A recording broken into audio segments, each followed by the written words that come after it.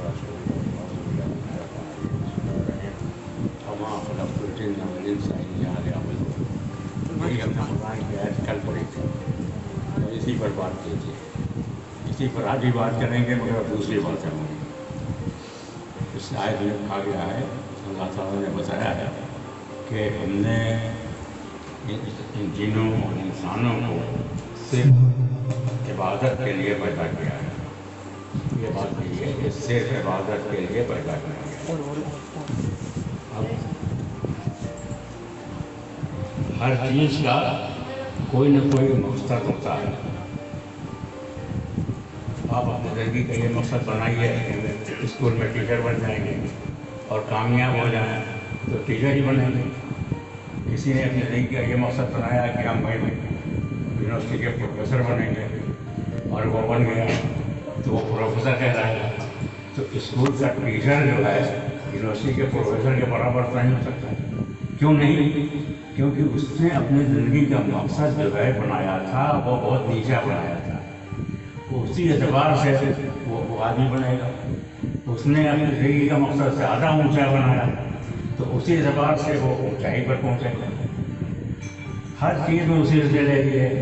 کوئی تجارت کر رہا ہے، ریوڑی بیچ رہا ہے، چاٹ بیچ رہا ہے، کچھ کر رہا ہے تو ظاہر ہے کہ اسی حساب سے اس کی روزی ہوگی.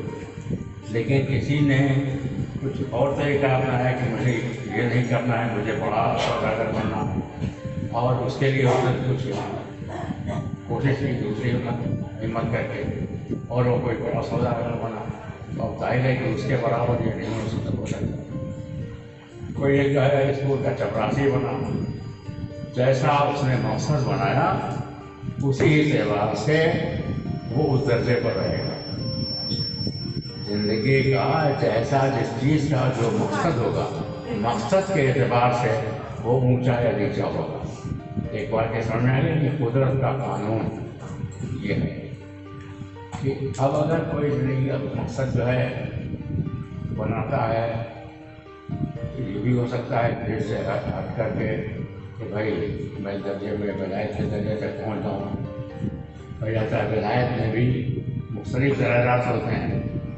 خیال، امیاد، ابرار، اوتاد، قطب، غوث، کیا اس طرح کے ہوتے ہیں، مذاہب ہوتے ہیں. کوئی ہوتا ہے وہ ایک درجے پر جب پہنچ کر کے رکا نہیں، اور درجے پر اور اس پر کریں گے اور اس کی ہمت بدل کر اور زیادہ محنت کیا. جیسے جیسے وہ ایسی محنت کرتا ہے اس جا کر کے تب ہوتا تو یہ ہے اصلی عقیدہ تو یہ ہونا چاہیے یہ جو کچھ بھی ہونا ہے وہ اللہ کے فضل سے ہونا. آدمی یہ سوچتے کہ میں نے تیر مارے ہے کہ یہیں سے گرا. جو کچھ بھی ہو جنت بھی ملے گی، بخشا جائے گا تو اللہ کے فضل سے. کوئی کہے کہ میں اپنے عمل سے میں نے کیا ہے، نماز پڑھی تو اس کی نماز مانی جائے گی. اس کے منہ پر کرنا ضرور ہے، محنت ضرور کرنی ہے، سب کچھ جو ہے، مگر یہ نہیں کہ میں نے یہ چیز مانا. وہ ہمیشہ یہ رہتا ہے کہ نہیں اللہ کے فضل سے ہمیں ملا. تو مومن کی ہمیشہ نظر جو ہوتی ہے وہ صرف اللہ کے فضل پر ہوتی ہے، اپنے اس پر اپنی خود بینی پہ نہیں ہوتی. ابھی ایک کتاب بہت اچھی ہے سید احمد بروائی لکھی تھی، خود بینی کے اوپر تھی کہ جو ہوتا ہے خود بھی وہی مارا جاتا ہے. چاہے کرنا بڑا عالم ہو چاہے کیا ہو، کچھ نہیں، کچھ بھی نہیں.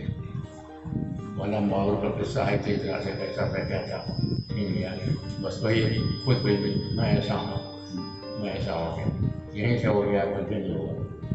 تو اللہ تعالیٰ کے سامنے جو اپنے کو ایک درجے سمجھتا ہے کہ کچھ بھی نہیں ہے وہ سب وہی جو ہے کچھ پاتا ہے وہ کر سکتا ہے.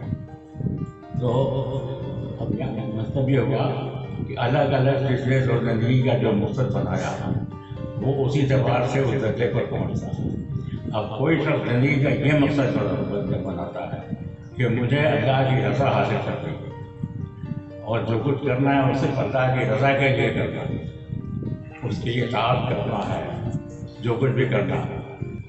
تو ہوتا یہ ہے کہ وہ دنیا کی کسی چیز کی طرف مائل نہیں ہوتے، کچھ بھی نہیں ہوتا ہے. یہ ایک مجھے ایک لطیفہ یاد آ گیا کسی کا کہ لڑکیاں جو ہیں اگر ہوں بڑی لڑکیاں ہیں جو جوان ہو گئی ہیں ان کی کوئی تعریف کر دے بہت اچھی ہو یہ ہے وہ ہے تو لٹو ہو جاتی ہے میں تو بہت اچھی ہوں. تو ایک کسی نے ایک لڑکی کی اسی طرح سے تعریف کی کہ اس سے زیادہ حسین تو کوئی نہیں ہے تمہاری یہ ہوگا کہ تمہارے پہچان کے تم کیا کرتا ہوں یہ ہوگا. مگر وہ لڑکی تھی چالاک. اس نے کہا میں کیا ہوں تم نے دیکھا کہاں وہ جا رہا ہے وہ دیکھو کیسے اس کو دیکھو کیسے وہ ادھر دیکھنے گیا تو تمہارا اس نے کہ ابھی تو دیکھنے آتا ہے کیا ہے. مطلب یہ ہوا کہ جب یہ صوفیہ دیتے ہیں مثال یہ جو میں نے بیان کی کہ جب آدمی اللہ کی رضا کے لیے کام کرتا ہے چلتا ہے اسی کے لیے تو اس کے لیے کوئی بھی ہوگا چاہے پورے حالات ہمارے سامنے نہ ہوں مگر اس کی زندگی میں اس طرح کی چیزیں آتی ہیں. کبھی کبھی شیطان دولت کی شکل میں کبھی عورت کی شکل میں کسی کی شکل میں وہ آتا ہے اسے پھنسانے کے لیے راستے سے معاوض کا منگاتا ہے. کوشش اس کی چلتی رہتی ہے ضرور چلتی ہے کسی نہ کسی جگہ سے. تو اب یہ ہوا کہ یہ اس مسئلے میں پھر ایسا ہے کہ جب وہ اللہ کی رضا کے لیے آگے بڑھتا ہے تو اس کو بہت سے امتحانات سے گزرنا پڑتا ہے. شیاطین کے کیسے کیسے یہ تو گزرے ہوں گے وہی وہ جانتا ہوں اور لیکن شیطان کا کوئی بس اس کے اوپر نہیں کر پاتا تب وہ جا کر کے اس منزل پر پہنچتا. یہاں جو میری تربیت کر رہے تھے چھوٹے ماں تو ایسا ہوتا تھا کہ نماز میں قرآن ہوتا سے ٹکرا جاتا. عجب مان ہوتا ہے خاص سے کیسے کیسے ہم لوگ عجب آتا ہے. یہ چھوٹے سے مرد کو سب باتیں معلوم ہو گئی تو انہوں نے اس وقت کے منہ پہرا بڑھا دیا. اب آپ اطمینان سے نماز پڑھی گئی. جب انہوں نے کہا تو پھر اطمینان سے نماز پڑھا گیا. مجھے بتا رہا تھا کہ معمولی آدمی کچھ بھی نہیں ہے یہاں جو تھا جو کوئی ایسا نہیں پتا تھا لیکن اس کے باوجود ہم کو اپنا ذاتی تجربہ جو کہ کس طرح سے جو ہے شیطان کیسے کیا کرنا چاہتا ہے. تو کبھی کبھی ایسا بھی ہوا ہے کہ جیسے 5 لاکھ شیاطین کا سامنے ہوگا تو بزرگان دین کے لشکری پہنچ جاتا تھا مقابلے کے لیے مخدوم صاحب کے خلاف اور لگتا تھا ہم کو خود محسوس ہوتا تھا کہ سب فضل کرتے گئے. آخر میں چھوٹے مسئلہ کا کوئی کچھ نہیں کر سکتا. تو پہلے جو ہوتا ہے سب کے ساتھ کچھ نہ کچھ اس طرح سے ہوتا ہی رہو. جتنی بڑائی پر پہنچتا ہے اتنی ہی بڑی اس کے ساتھ کھلا اتنی ہی بڑی تو جو کچھ بھی ہوں جس طرح سے ہوئے ہوں تو یہی حال ہے. خطر صاحب وغیرہ ہو سب وغیرہ ہو سب وہ جا کر کے ایسا ہوتا ہے کہ وہ ان کو وہ کوئی اللہ کی طرف سے جو کچھ اس کا فضل ہوتا ہے وہ ہوتا ہے یہ اسی چیز کا اللہ کا فضل ہے جس کو وہ جو عطا کرنا چاہے وہ دے دے. تو یہاں جو ہے کہ خواجہ غریب نواز کا جو لقب ہوا تو معلوم ہے عطا رسول کا لقب ہوا اور حالت یہ تھی اس طرح سے ایسے اللہ کے عشق میں ایسے ڈوبے ہوئے تھے کہ ان کو شادی بیاہ کا بھی اپنا خیال نہیں. اس کے بعد پھر خود حضور صلی اللہ علیہ وسلم نے کی طرف سے تاکید آئی اور لڑکی والے کے ماں باپ کو بھی کہا گیا وہ بھی بتایا گیا دونوں کو بتایا گیا. تو مطلب اللہ کے عشق میں ایسا کرتے کہ کچھ کسی چیز کو خیال نہیں رہتا. اور دنیا کی تمام تو اکیلا برابر نہیں ہوتی بالکل نہیں ہے بار برابر نہیں ہوتی جس کے لیے وہ دنیا کی تمام آ گئی تو پھر کچھ بھی نہیں. آج اگر ہے میری مریدی میں بھی اگر نظر آتا ہے کہ اس میں وہ بات نہیں رہ گئی ہے وہ آپ اس طرح سے متاثر نہیں ہوتے ہیں کتنے تو وجہ اس لیے ہوتی ہے کہ مقصد جو ہو جاتا ہے پیر کا مرید سے کمانا. جب یہ ہو گیا تو ختم، روحانیت ختم. اور اس سے بچنا بڑا مشکل ہے، اس سے بچنا بڑا مشکل ہے. اس زمانے میں پہلے تو یہ تھا کہ وہ سب کچھ اللہ کی راہ میں دے کر کے بے نیاز ہو جاتے تھے. کچھ بھی نہیں ہے، توکل بہت اچھا تو بہت ہی بلند ہے. لیکن کم از کم اب اس زمانے میں یہ ہے کہ آدمی اپنا کوئی جائز پیشہ کرتے بھائی. اور اب اگر پھر بھی ایسا ہے کہ اور تب تو کوئی اس کا علاج نہیں. لیکن اگر ایسا ہے کہ بھائی جائز طور پر اس کو کوئی ذریعہ ہے اس کی روزی، تو پھر یہ ہے کہ اتنا وہ کر سکتا ہے کہ مریضوں کے جیب کو اس کی ضرورت نہ ہو، تبھی وہ کچھ ترقی کر سکتا ہے. ورنہ اگر یہ ہوا تو نہیں ہو سکتا. یہ جو ہے تو ہم جو لوگوں کا علاج میں دیکھتے ہیں. دوسری بات جو یہ ہے کہ خواجہ صاحب کا جو ایک قول ہے کہ تم کو تمہارا کوئی گناہ اتنا نقصان نہیں پہنچائے گا جتنا کسی مسلمان کی تحقیر کرنا. تحقیر کرنے کا مطلب یہ ہے کہ گویا اس کے ایک طرح سے بیاوری بے عزتی ہو گئی، اس کے درجے سے گھٹانا، اسی کے لیے کوشش کرنا. تو کوئی گناہ کا وہ خیال کیجیے گا، تمہارا کوئی گناہ اتنا نقصان نہیں پہنچائے گا جتنا کسی مسلمان کی تحقیر کرنا. اب آپ بتائیے، اب رات میں دیکھے دیکھے کہ ہمارا کیا اس میں طریقہ ہے بھائی، اور لوگوں کو کیا ہے. ہم پھر اپنے کو اس اصول پر رکھ کر کے ناقص دیکھے. مخدوم صاحب نے کہا ہے کہ کعبے کو بھی ڈھا دینا اتنا بڑا گناہ نہیں جتنا کسی مومن کا دل توڑنا. کعبہ سب سے بڑی مشکل ہے. کعبے کو بھی ڈھا دینا اتنا بڑا گناہ نہیں ہے جتنا کسی مومن کا دل توڑنا. تو اب سمجھائیے کہ جب مومن کو دل توڑنا اتنا بڑا گناہ ہے، وہاں اس کے برعکس یہ بھی کہا گیا ہے کہ عبادت، نماز، روزہ، حج، زکوٰۃ، یہ ساری چیزیں فرض و فرائض میں آتی ہیں. یہ سب کو کرنا تو ہے ہی، لیکن ثواب کس کا کتنا ملتا ہے یہ آدمی کے طریقے پر پڑ رہا ہے. اس کے طریقے پر کس طرح سے ہے کہ یہ کہا گیا ہے کہ ایک مومن کی حاجت کو پورا کرنا ثواب کے اعتبار سے ایسا ہے جیسے سمندر، اس کے مقابلے میں ساری عبادتیں ثواب کے اعتبار سے ایسا ہے جیسے ذرہ.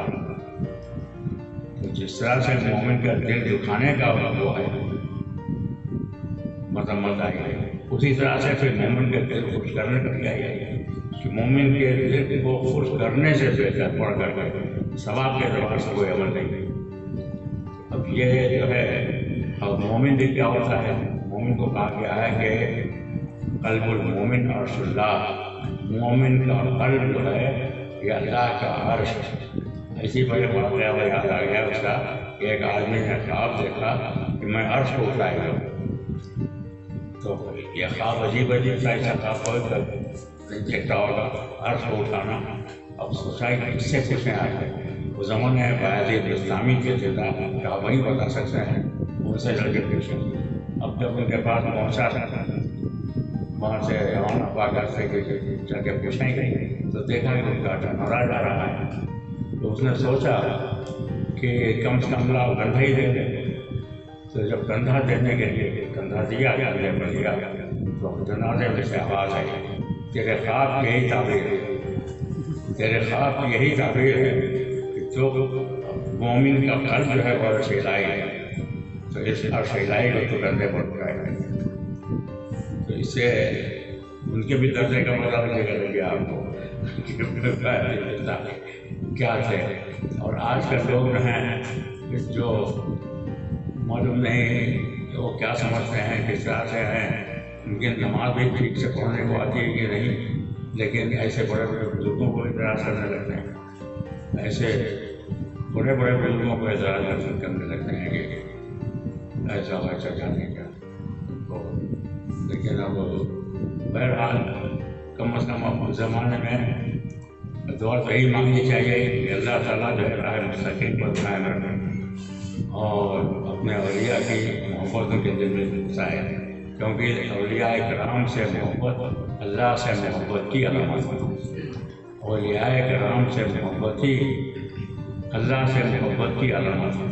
آپ کو خواجہ صاحب سے اگر واقعی سچی محبت ہے، دلی محبت ہے، تو یقیناً اللہ تعالیٰ اس کو وہ اللہ کی محبت کی دلیل ہوگی۔ اس لیے ہمارے دین میں یہاں جن کی بزرگی ولایت کو اللہ تعالیٰ نے ہم لوگوں کو ظاہر کر دیا، ورنہ اولیاء کرام نے ہم لوگ کبھی ظاہر نہیں کیا، انہوں نے کبھی دعویٰ نہیں کیا، کچھ بھی نہیں کہا، وہ تو ہمیشہ پوشیدہ ہی رہتے تھے۔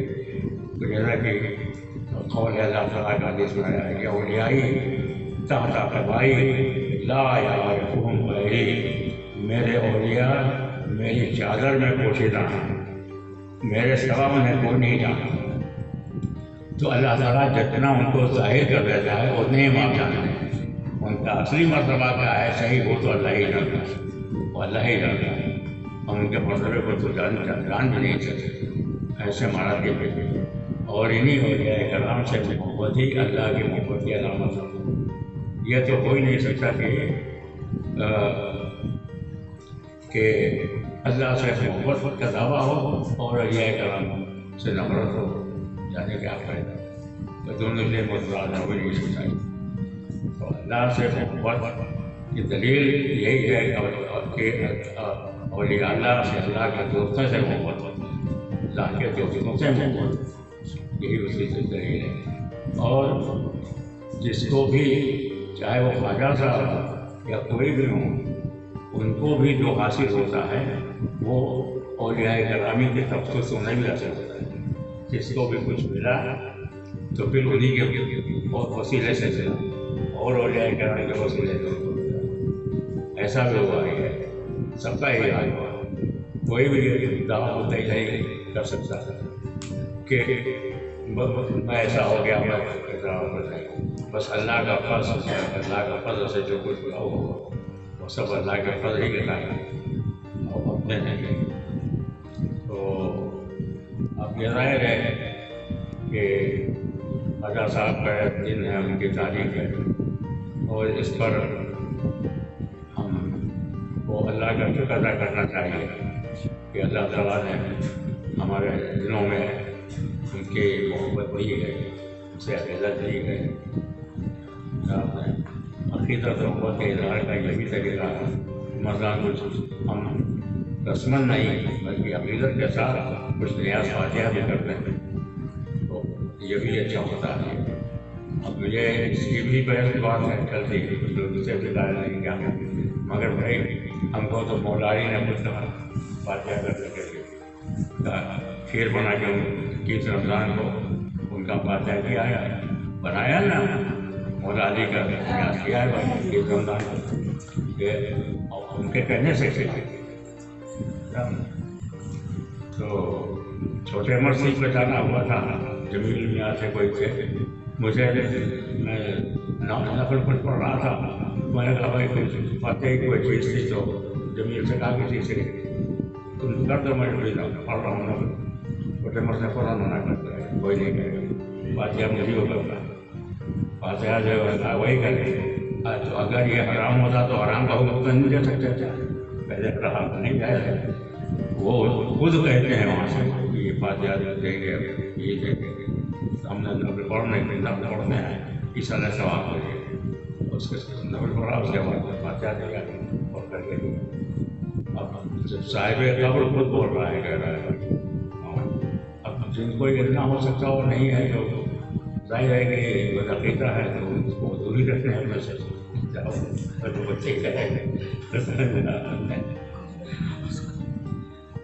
تو اب میرا خیال ہے کہ اتنی بات جو ہو گئی وہ وقت تو میں نے آپ کو پھر بتایا تھا، اس کا بھی جو بات ہو گیا تھا کہ مقصد جتنا بلند ہو جاتا ہے شے بھی اسی اعتبار سے بلند ہو جاتی ہے۔ تو جنہوں نے اللہ کی رضا کو اپنا مقصد بنایا اور دنیا کی ایک تنکا بھی ان کو بول نہیں گیا، تو اب ظاہر ہے کہ اس سے بڑا اور کوئی مقصد نہیں ہو سکتا، اور اسی وجہ سے ان کا رتبہ بلند ہوا۔ مقصد اتنا بنا وما خلقت الجن والانس الا لیعبدون، ہم نے جنوں اور انسانوں کو صرف اللہ کی عبادت کے لیے پیدا کیا، اللہ ہی کے لیے پیدا کیا۔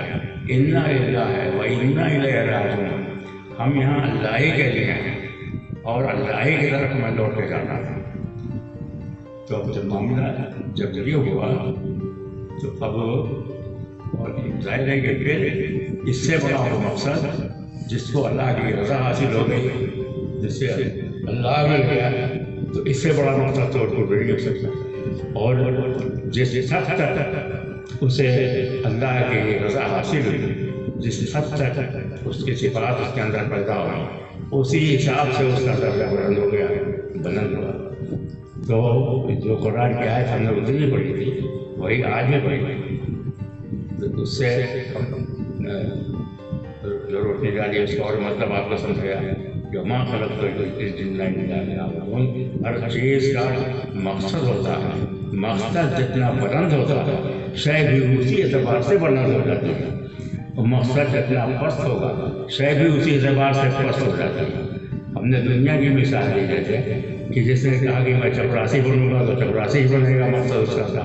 جس نے کہا کہ اسکول میں ٹیچر بنوں گا تو ٹیچر بنا، جس نے کہا میں پروفیسر بنوں گا، مقصد کے اعتبار سے اس کا دنیا میں درجہ بلند ہوا، اسی مقصد کے اعتبار سے اس کا دینی مرتبہ بلند ہوتا ہے۔